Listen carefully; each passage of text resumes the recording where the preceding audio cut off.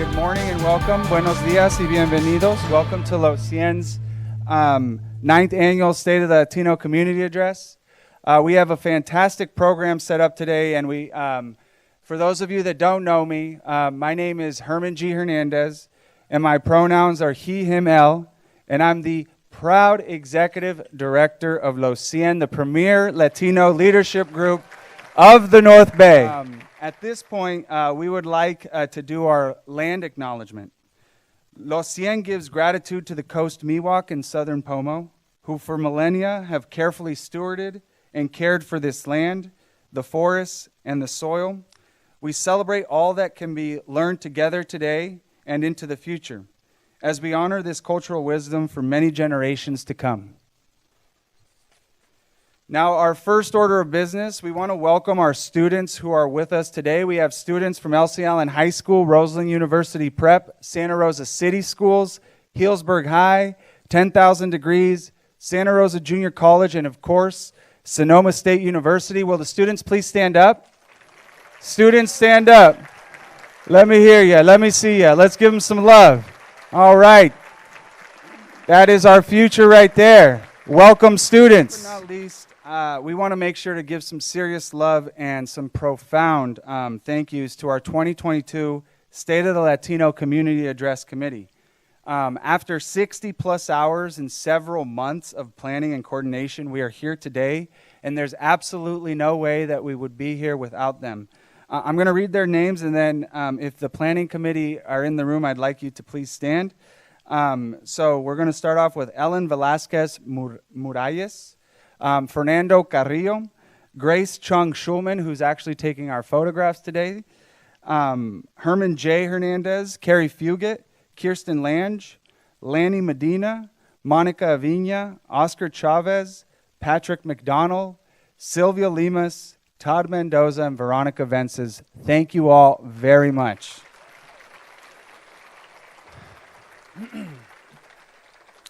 Now, Los Cien is all about Latinx leadership and empowerment in Sonoma County. Our vision is essential and simple. Our vision is all about instilling orgullo, pride in Spanish, in our community and uplifting our Latinx voice through equity and action in Sonoma County.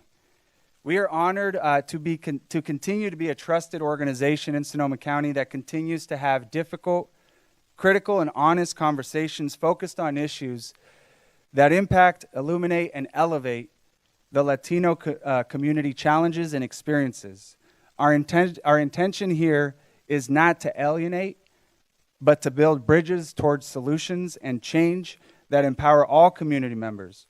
We are committed to holding these difficult conversations because what affects the Latinx community affects everyone who calls Sonoma County home. Now, the state of the Latino community. We are so thrilled to be back. The last 2 years have been virtual, but the content has been 100 and amazing. But we are thrilled to be back here once again at Sonoma State University. And thank you, Sonoma State, for allowing us to bring back this incredible event and continue to bring panels and speakers so that our community can learn and be inspired. A little side note, I have a lot to be grateful to SSU for. 7 years ago today was when I had the great honor of speaking at the State of Latino Community Address about being young and involved in my community. Little did I know that my future wife was sitting in the audience. After the event, she walked up to me and said, "Hey, I'd like to get involved." And some of you know what happened next. So I kind of digress, but that did happen 7 years ago. My main point is a lot of incredible things happen at this annual event, outside from learning and being inspired by our speakers and panels. So community members meet elected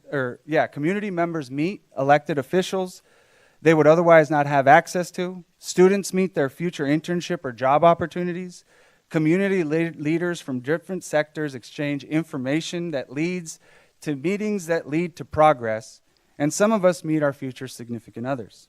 So we encourage you to meet your neighbors, check out the vendors outside, and make new friends.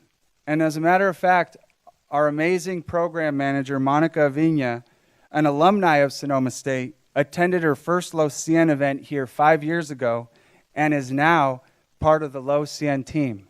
So it's pretty amazing what could happen here.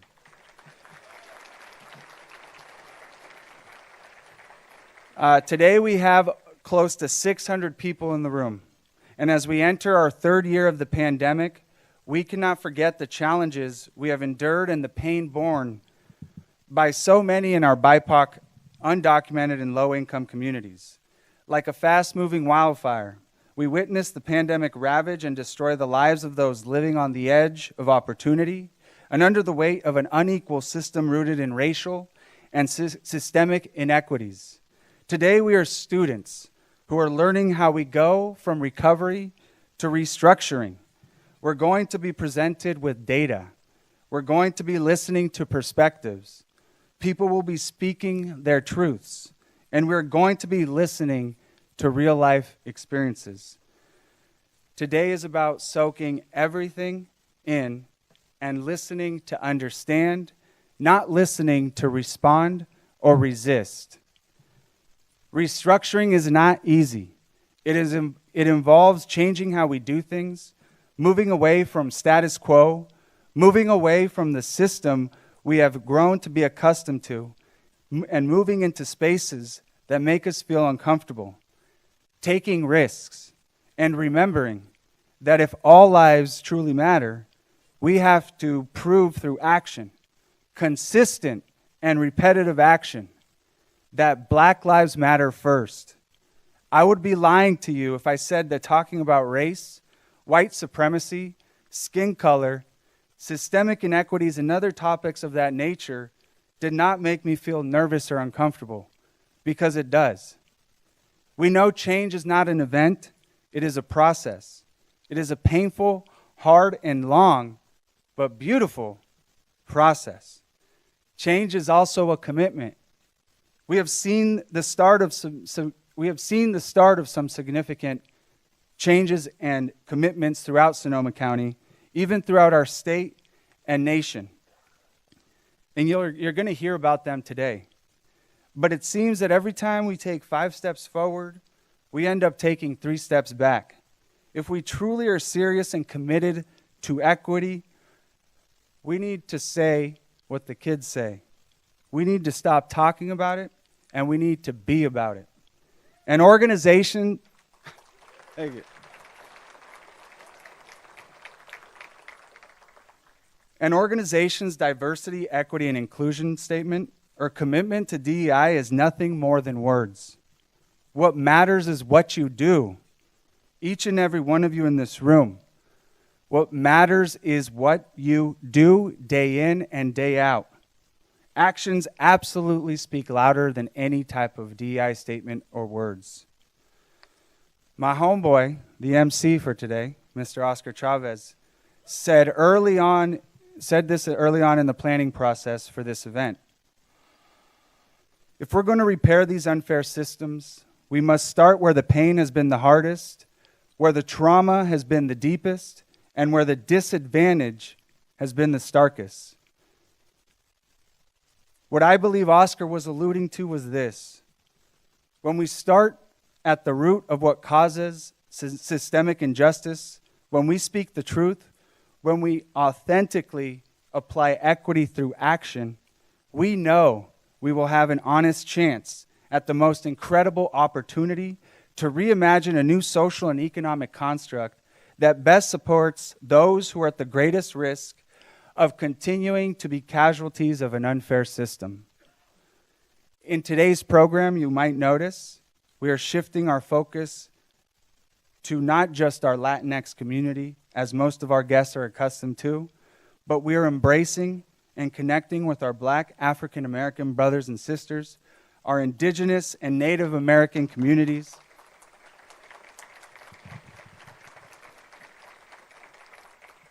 and our Asian and Pacific Islander communities. And it's not stopping today.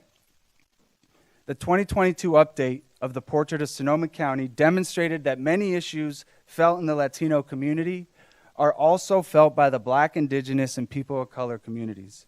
This is a key reason why we have designed today's event on building trust and convening a conversation on how to continue building multiracial unity so we can address these issues together. As Herman J. says, we appreciate you being at the table with all of us. As you know, it is much better to be at the table than on the... Okay, that was a little awkward, but anyways. You guys are still waking up. I'll give you a pass. It's much better to be at the table than on the menu. I want to thank everyone again for being here. And before I introduce our next speaker, I want to remind everyone that Los Cien, you're going to get a taste of what Los Cien normally does. This is a longer type of program, but usually we have luncheons and special events focused on community issues that are about an hour to 2 hours long. But Los Cien is doing a party, a social. It's called Dia de Los Cien. So please save the date, and actually, don't save the date. Buy your tickets now. I literally started 2 months ago, and I tell everyone, buy your tickets now because, as a lot of you may have heard, this event sold out a month ago, and we had a wait list of close to 80 people. We now have 7 local Latino-owned restaurants that are going to be serving some tasty appetizers: Sazon Peruvian Cuisine, Barrio Fresca Cocina Mexicana, Paradise Burger and Kitchen, Las Cazuelas, Guiso, Latin Fusion, and Picasso Cafe. We're also going to be sharing our Latino vintners who will be pouring at the event. The event is on November 3rd. There are flyers on your table. There are no excuses, because if we sell out, we're going to put you on a wait list. There's literally a QR code. You can buy your ticket now. It's going to be at the Luther Burbank Center. And we just confirmed that we're going to have, it's not technically a competition, but our members and our community here will be able to participate in an altar decoration exhibit. We only have 12 spaces available, so we are going to be sharing more information through our newsletter. But we encourage all of you to attend. We encourage all of you to participate. Now, if I haven't said it enough, I want to thank Sonoma State leadership once again for hosting us for a 9th year in a row.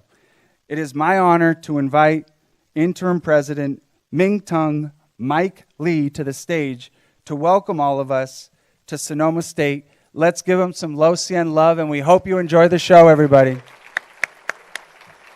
Good morning. Good morning.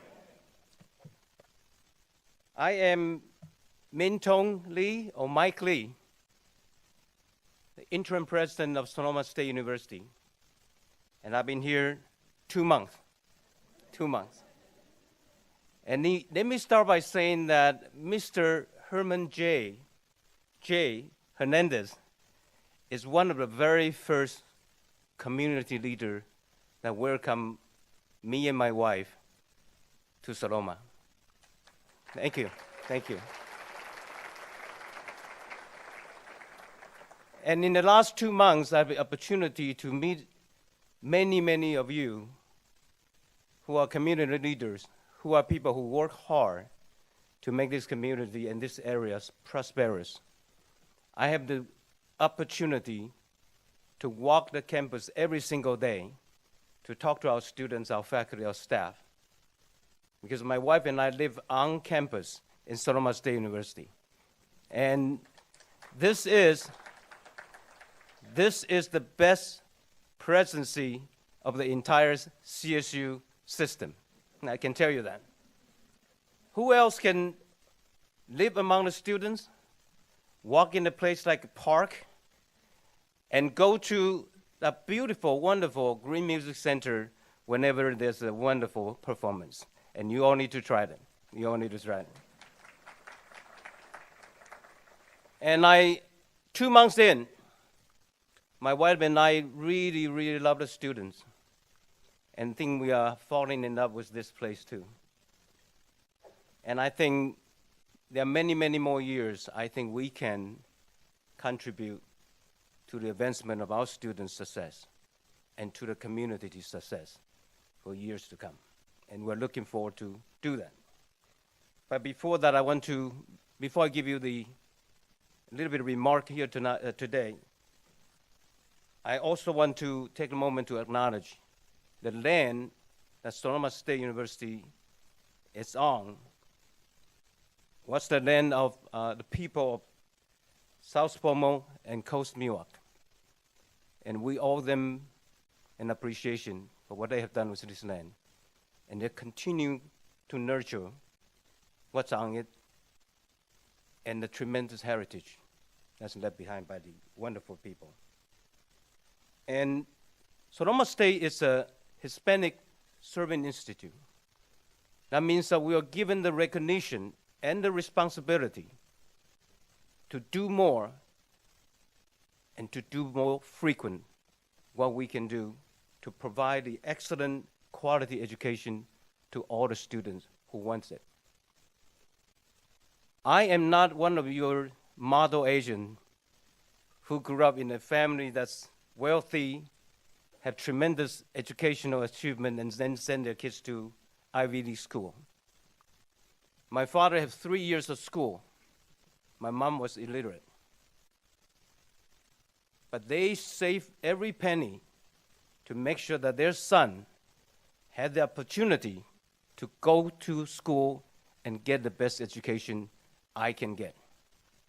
I didn't disappoint them. I went through all the public school, college, master's, PhD, and now here I am, president of Sonoma State University.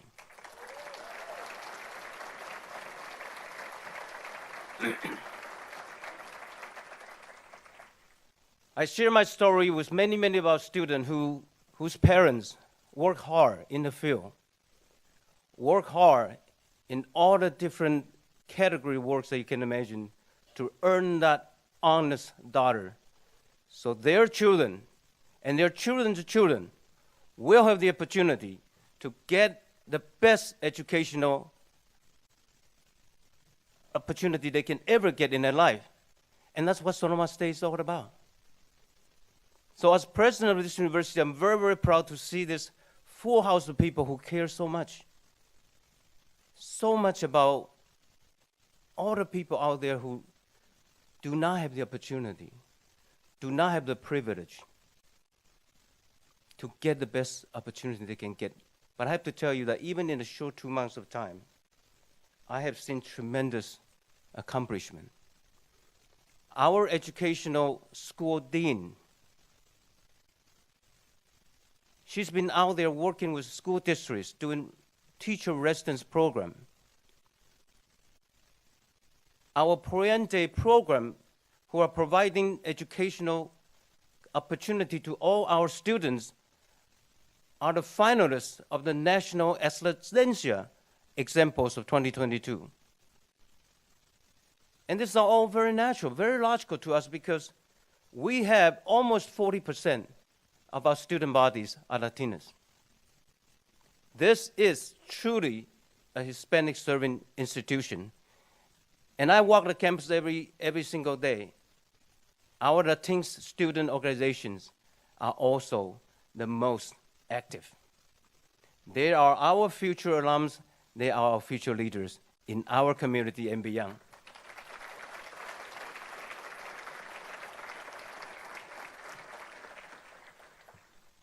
And obviously, it's not enough to talk about all the great things that have happened on this campus and in the community.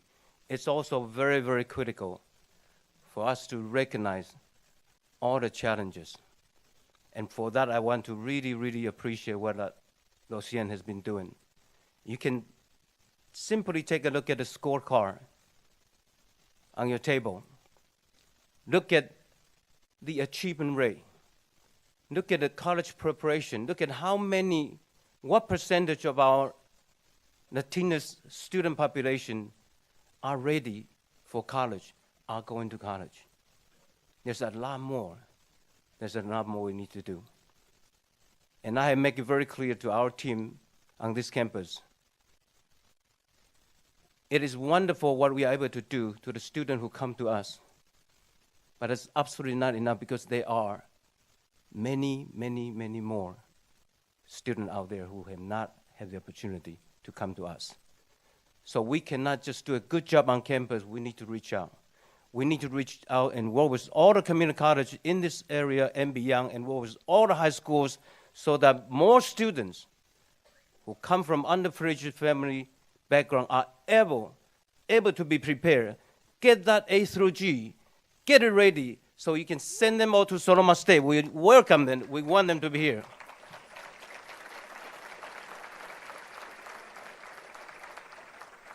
So thank you for giving me the opportunity to really urge all of you, because you are leaders in this community.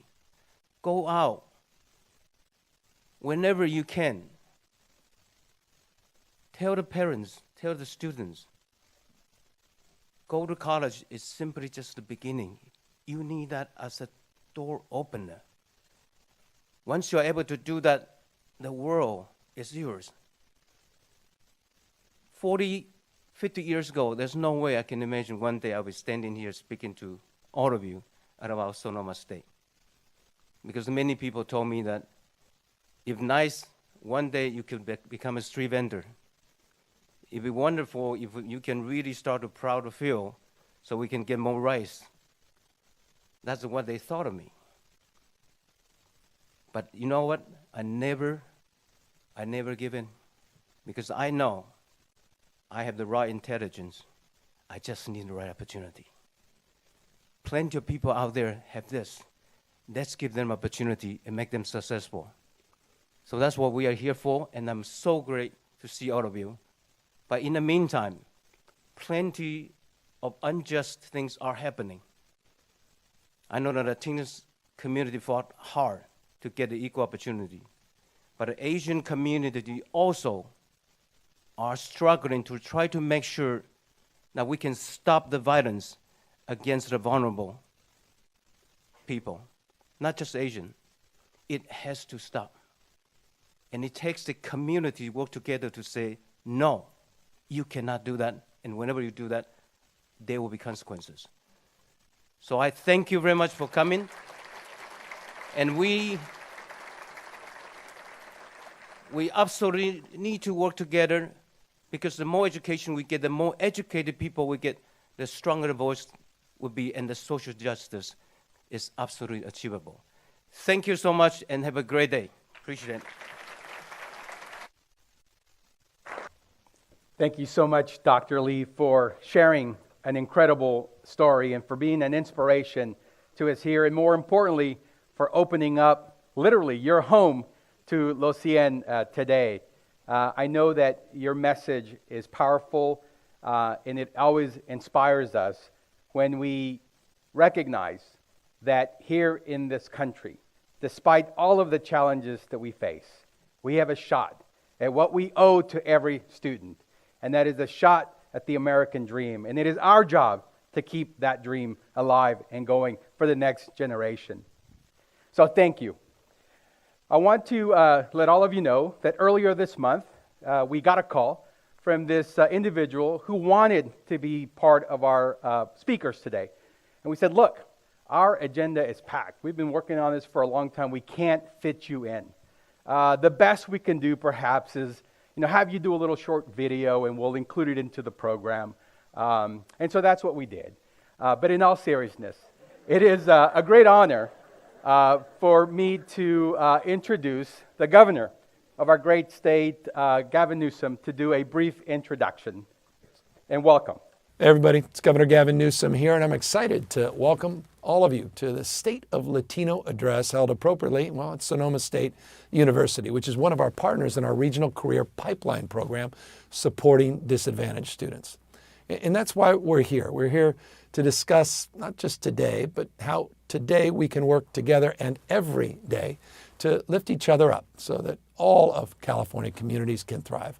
We know that government should lead by example. And that's why just last month we created California's first Racial Equity Commission to take critical actions on equity and discrimination, helping to expand opportunity, not just rhetorically, but substantively for all. And we know that a truly prosperous California is one where communities work together, where people have a voice and choice in their government. In the last few months, we've seen diverse coalitions truly come together to help pass new laws. By the way, if you think I'm exaggerating, just consider what we just did with the climate package that prioritizes underserved communities. Bills, by the way, that will empower fast food workers as well, farm workers, and of course, so much more. We're also ensuring that communities receive critical information. Information's power, and the new Office of Community Partnerships and Strategic Communications recognizes the critical role community partners play in meeting people where they are. California is the first state, the first in the nation, and this is really, I'm really proud of this, to offer universal access to healthcare coverage. No other state does this, regardless of pre-existing conditions, ability to pay, regardless of your immigration status. That's California leading. And on mental health, we talk often about physical health. We also have to talk about brain health, mental health. Our master plan will ensure that everyone has increased access to behavioral health, substance abuse services. In California, we believe in supporting communities, and we know that we can, well, best do that by empowering communities. We often say, at least I often say this, success leaves clues. There's a power of emulation. A lot of people assert things, we prove things, and that's why we're seeing those clues. We're seeing that power of emulation. We're seeing results of a coalition that's building even beyond the borders of California. More diverse partnerships mean more shared ideas and shared solutions. And we're at our best. We're always at our best when we're standing together, when we support each other, we have each other's backs, and we have a little humility when we learn from each other in the process. So I just want to thank each and every one of you for all of it you do, and I hope you all have a great rest of your event. Say that guy can be a little repetitive sometimes, but nonetheless, thank you, Governor, and next year, I promise you, we will fit you into the lineup. But now it is my honor to introduce a person who really needs no introduction, a champion of our community, and someone that when we need a voice to be there for us, we can always count on, Senator Mike McGuire. So welcome, Senator. And I missed the stairs. So good stuff. How the heck's everybody doing? Hey, it's so good to see you. First and foremost, I want to say thank you so much for allowing me to be here today. Can we please give a warm round of applause to Oscar? And let's say thank you to Herman for his incredible work as well, everybody. Come on now. I'm honored to be with you and want to say good morning. Was just talking, running down the highway and getting here and getting the kids ready to roll. Everybody's living the dream this morning, am I right? Thanks, Herman, for starting at 7. In all seriousness, though, want to say thank you to Los Cien. Los Cien's been a game changer for this county, and we owe a debt of gratitude for bringing this county together to talk about some of the toughest issues that our communities face. Can we give a round of applause to the board of directors, to their donors? We are grateful for their incredible work on making Sonoma County and the North Bay stronger. Also couldn't be more thrilled to be able to see President Lee here at Sonoma State. And Sonoma State is so special to this community. We're so lucky to be able to have Sonoma State at the heart of Sonoma County. Can we give a round of applause, please, to the president and say thank you? And also, we have representatives from several legislative offices here today. And I want to acknowledge the offices of Senator Dodd and Assemblywoman Aguiar-Curry and Assemblymember Wood and, of course, Assemblymember Levine. We are grateful for your work. We have representatives who are here today. If you could please stand and let's give them a round of applause, please, and say thank you.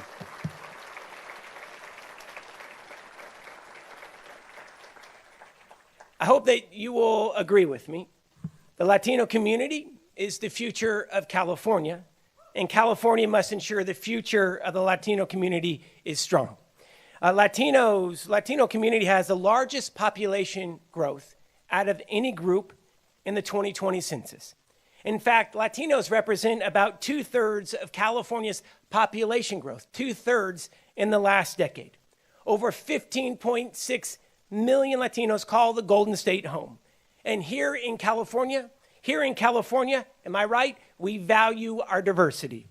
Ladies and gentlemen, our diversity is our state's strength, and California is what the future of America will look like.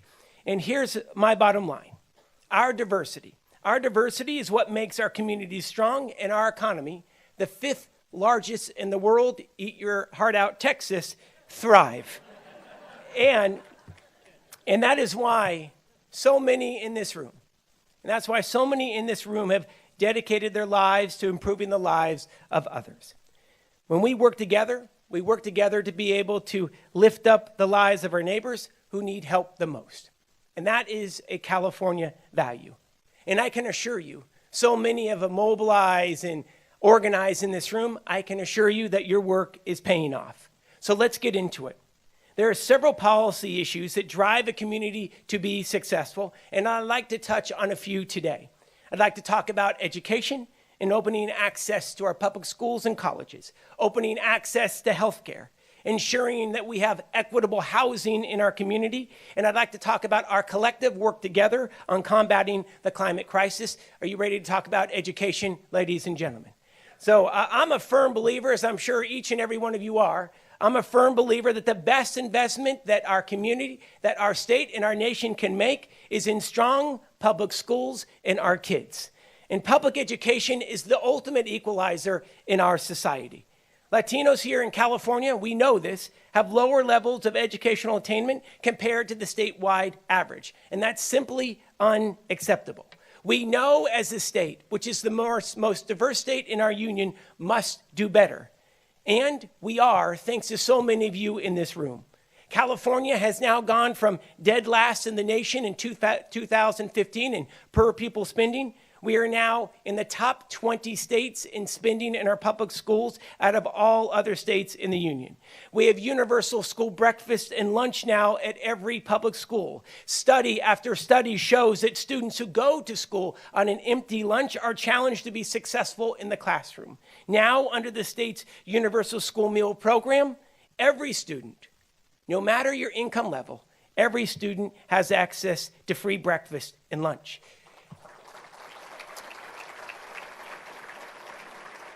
We have a child care crisis in this state, a child care crisis in California and throughout the North Bay, am I right? So here's the deal.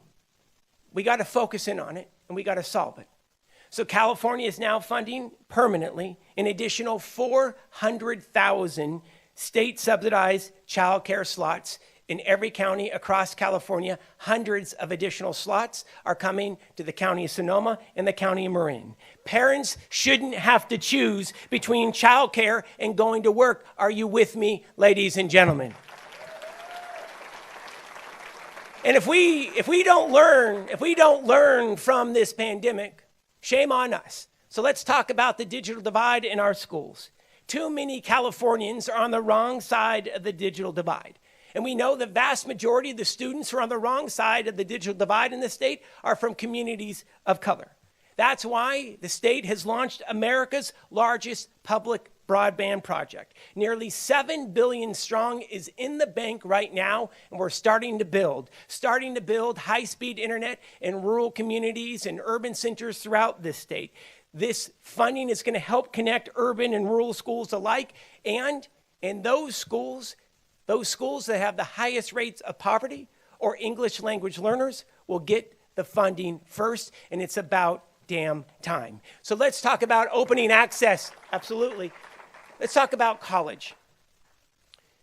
Here's my frustration. We have the most diverse state in the union, but our college campuses don't reflect that diversity. So what's the state doing about it?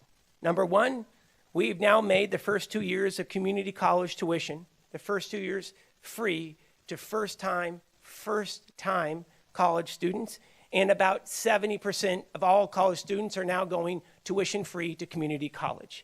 We've changed the way we award the Cal Grant here in California, eliminating major barriers. The Cal Grant is one of the largest financial funding sources in the state. Hundreds of thousands of students just out of high school or those who want to go back to college now qualify for financial aid that we've reformed the programs. The vast majority of those students are those coming from students from communities of color. We have to make our college campuses as diverse as the communities where those students come from. And I'm going to get political here for a second. California will always stand strong for our diversity. So when former President Donald Trump came after Dreamers, the state of California stood up and stood strong. We provided legal assistance to Dreamers who were in college, and we provided $75 million in college scholarships. It's the right thing to do, and we will always stand strong for immigrants in this state. Are you with me, Sonoma County? So we've made progress. We have made progress in this state. We've made progress because we know that Latino enrollment has doubled in the CSU and the UC system over the last 5 years. That said, we know that much more work has to be done. Our college campuses are not as diverse as the communities of California, and we can't rest until that's a reality. I'd also like to talk about healthcare here today. We know that healthcare is essential to the quality of life of all Californians. And we know that Latino families and kids, they're less likely to be insured in this state. And you heard the governor just talk about that a few times over and over. That's why California has made healthcare a human right. No matter your immigration status, no matter your immigration status here in California, you have access to health benefits in the Golden State via the Medi-Cal public health system. We just increased the rates of paid family leave as well for low-income workers. We've gone from 60% of their wage to 90% of their wage for the first 12 weeks, and I want to talk about why that is so important. About two-thirds of minimum wage workers in California are women. And the majority of those women come from communities of color. That woman should not have to choose between going to work and taking care of her family. We've also expanded, absolutely. We've also expanded reproductive health care benefits in the state of California, regardless of income level. And I want to talk with you about Proposition 1. And no matter what the federal government will do, if it's a war on women or a war on immigrants, California will always stand strong. And let's talk about Proposition 1. Proposition 1 will be on your November ballot that will forever enshrine a woman's right to reproductive health care, contraception, and access to abortion services here in the Golden State. And mark my word, the Golden State will always stand strong for a woman's right to reproductive freedom. Are you ready to go?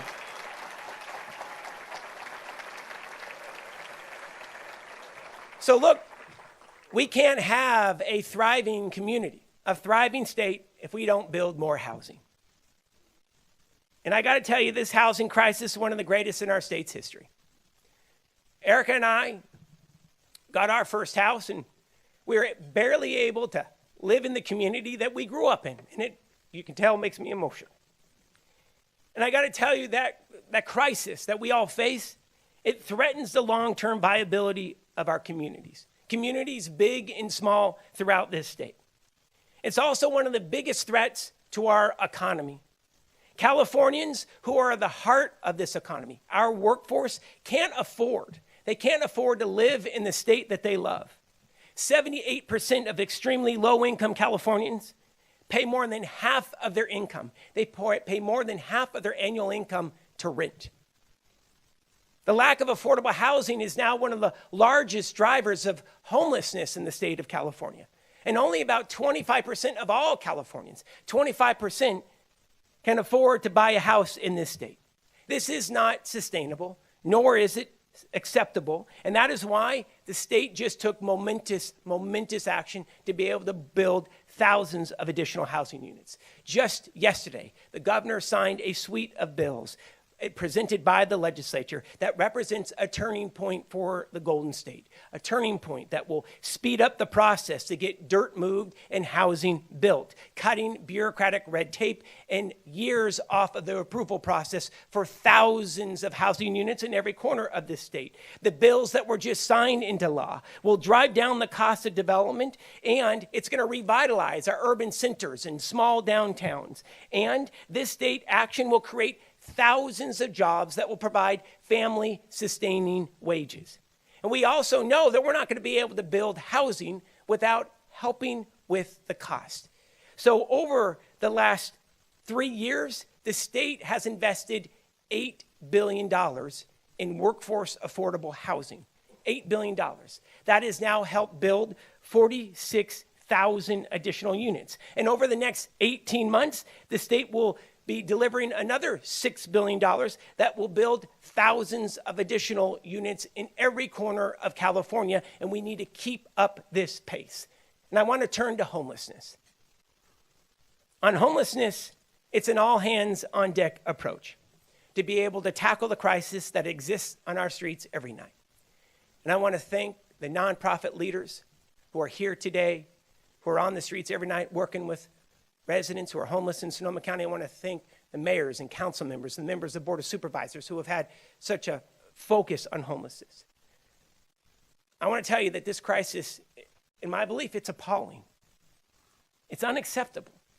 It's unacceptable that we're one of the largest economies in the world, yet we accept nearly 170,000 of our neighbors are on the streets every night. By the way, a quarter of them are veterans, 25%.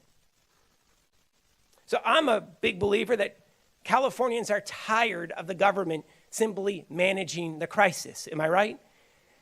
Californians want decisive action to solve this crisis. And that's why the state is advancing the boldest homeless services and housing action plan in our state's history. This action plan since 2020 has invested over $80 million to build hundreds of units of permanent housing units wrapped with addiction and mental health services right here in Sonoma County, along with additional shelter beds. And we know this isn't enough, so I want to quickly talk about a controversial issue that you're going to hear about more and more over the next 2 years, and that's Care Court. Care Court has just been founded.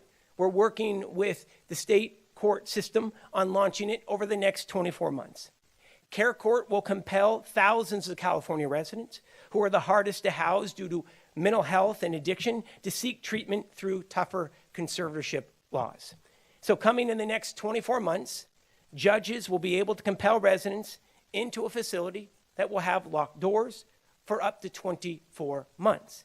And during those 2 years, those residents will receive intense addiction services and mental health counseling, and they will be guaranteed an individual placement plan coming out of the facility for permanent housing and ongoing services. And I promise you, we're working day and night to be able not to manage the crisis, but to fix this crisis and get people housed.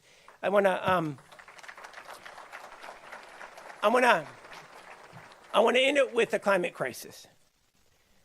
The alarm bells couldn't be louder.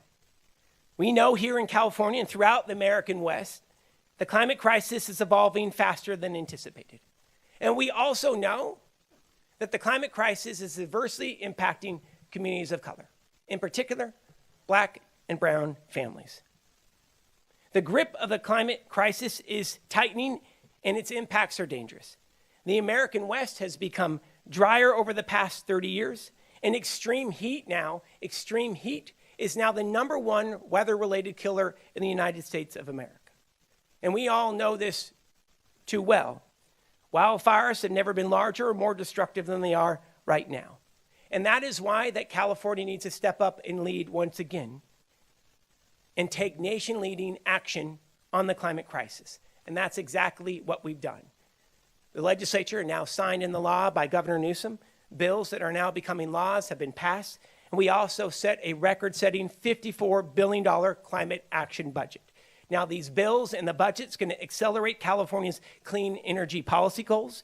It's going to set more ambitious targets to be able to reduce our greenhouse gas emissions. We're going to be bringing on thousands of additional megawatts of power, green power from offshore wind, onshore wind, commercial solar, and geothermal. We're going to build larger clean energy power plants that will shore up our grid at a faster pace. We're going to establish setbacks from oil wells in predominantly communities of color. We're going to reduce greenhouse gas emissions at a faster clip, and we're going to provide the hardest hit communities. And let's just be blunt and call it what it is. Communities where African American and Latino kids live, we're going to start implementing setbacks to oil wells up to 3,000 feet. You shouldn't have an oil well in your damn neighborhood and expect that community to thrive. And we're going to invest billions to be able to be able to ensure that our communities are becoming more wildfire safe. Do we have a lot of work in front of us? You're absolutely right, we do. But this action that's been taken by the state represents some of the most consequential action taken by any state in the United States of America. And I want to end it right here. And I want to say thank you. Thank you for your incredible work. When you look around this room, it's packed on a Thursday morning. It's packed on a Thursday morning with folks who want change in our county, who want to bring change to our region. And I'm a firm believer, no matter what you may hear on cable news, I'm a firm believer that California will always be the land of opportunity. But I got to tell you, we got to continue to work hard. We got to continue to work together to ensure that the California dream remains strong. We can't afford to ignore the tough issues that face us. And we can't ignore those tough issues, especially if it brings on tough conversations or decisions, just like Herman said in the very beginning. And no matter what happens at the federal level, this state will always stand strong for the values that have helped make us great. We're going to stand strong for our diversity. We're going to stand strong for our inclusion. We are going to stand strong for our mission to always be on the forefront of technology and innovation. And of course, we're going to stand strong for the people. Because we know that this state wouldn't be successful without the people of California, the most diverse state in the United States of America. I want to say thank you for this opportunity. It is so good to see you. Let's give one more round of applause to Los Cien. Thank you so much for having me. And let's have a wonderful day. Thank you, everybody. Ladies and gentlemen, another truly round of applause for the hardest working man here in Sonoma County and in Sacramento. And Betsy Chavez, did you get all that? Were you able to interpret all that? All right. I know that was a lot. You must probably need a little break. This morning, I forgot my glasses at home. And so I ran to the car, and I managed to find some readers. I don't know if they're mine or my wife's, but they're not really working too well. And so I'm not able to read my notes. But it says here that I'm supposed to do a little overview of the state of the Latino community. But I got to tell you, I think Herman did a fantastic job, and I think he probably took my notes. And so I'm just going to add on to what he said. But before I do that, I just want to honor and recognize the beautiful diversity that is out here in the audience. If you could stand from where I'm standing here, this is really what a community, what a diverse community should look like. So let us recognize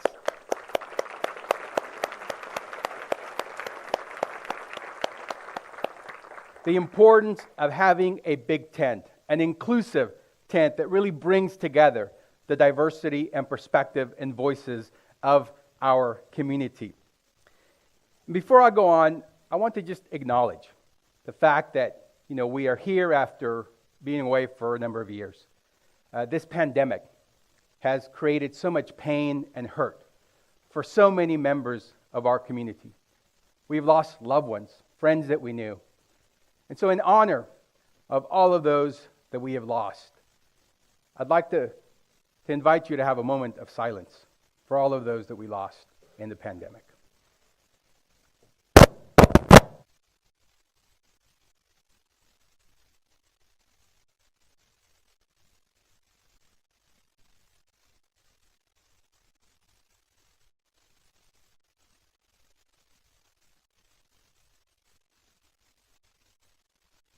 Thank you. And in appreciation of all of those essential workers and frontline workers who put their lives on the line so that we could be safe, let us give them a round of applause in appreciation of their hard work.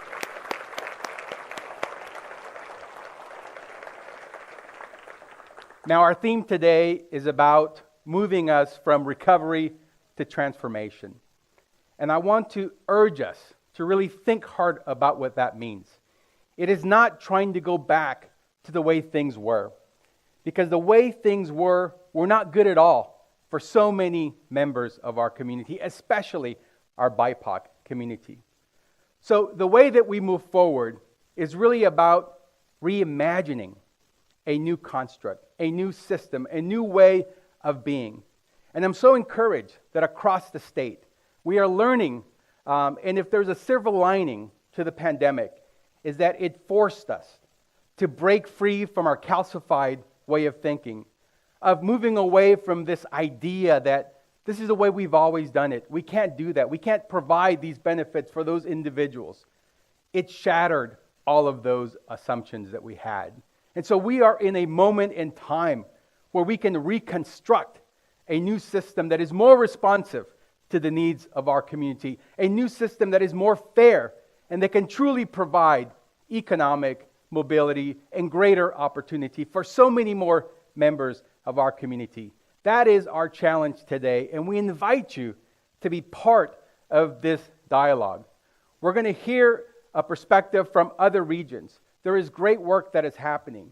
At the state level and at the federal level, new legislation is requiring that we center equity in our decision making. We're going to hear examples of what that really means. There is a call to really focus on community engagement in a new and authentic way. We're going to explore how that is happening here and in other parts of the community. And as Herman said, which is what I was going to say, that we are needing and recognizing that we can't do this alone. That if you look at the portrait of Sonoma data, our Latino community has struggled. But it's not just the Latino community. As it has been said before, it is also our Black and Asian Pacific Islander community, Native American community.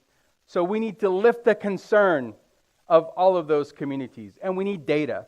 And this is why that Portrait of Sonoma report is so important to the work that we do. This is why having a scorecard is so important, so that we can all level set and work off the same playbook. Because we know that when we build knowledge together, we get to solutions faster. And this is what this is all about. Let us build knowledge together to get to solutions faster. And so I hope that you will be inspired by what we are going to do today.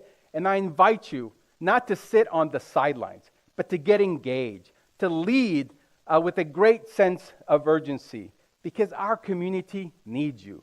We need you to make our community better for the next generation. So at this point, I would like to invite our first panel. We have, this is about moving beyond our boundaries. I'd like to welcome Dr. Micah Weinberg, who's Chief Executive Officer for California Forward, Melissa Jones, who's the Executive Director of the Bay Area Regional Health Inequities Initiative, otherwise known as BARHI, and Max Vargas, who's the Vice President of Economic Justice, Latino Community Foundation. And they're going to each talk for about 5 to 7 minutes about what they're doing across the state and what their organizations are doing and how we are transforming the way that we are showing up and coming together.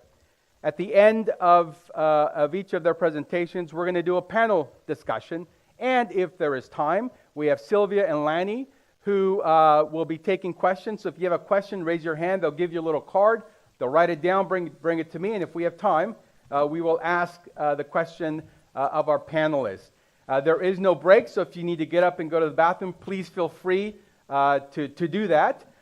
So we will go ahead and get started. And I'd like to invite Dr. Weinberg to kick us off. Thank you. Thank you so much, Oscar.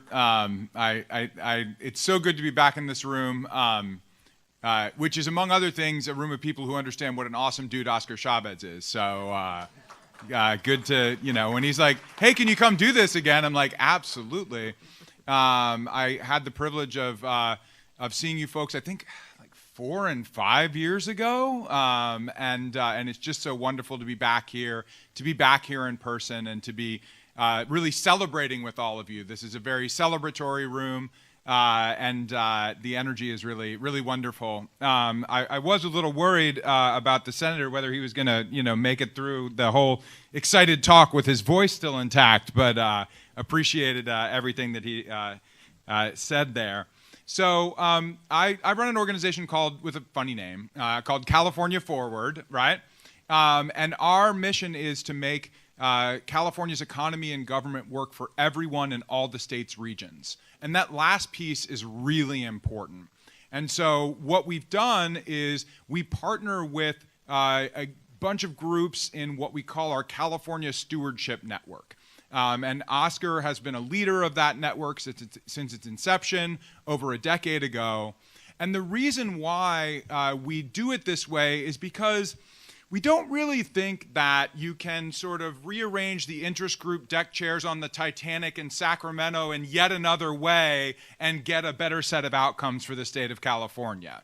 We really need to be building new partnerships, partnerships across regions, partnerships across communities, partnerships across ethnicities, partnerships across parties, in order to have a better set of outcomes for the people in our state. And so it's just been really wonderful to learn from Oscar and so many of the regional leaders that are a part of our California Stewardship Network. We were privileged to have Herman, the younger. You got Pliny the younger and elder, and we have Herman the younger and elder here in Sonoma County. Has that joke been made before?